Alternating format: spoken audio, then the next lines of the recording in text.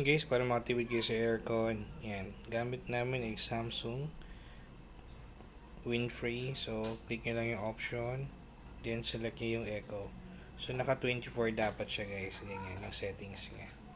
Kung gusto nyo yan, tipid. And, itong Samsung guys, meron siyang built-in na air purifier. Yan. Naka 24 siya. Naka Echo mode. So, yan yung kanyang air purifier na naka-activate. So, yan siya guys. So, naka 24 lang siya guys at malamig na rin naman siya. So, yan.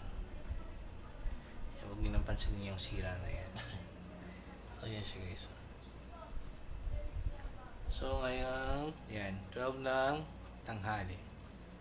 Kainitin sa labas. So, yan guys. Naka 24.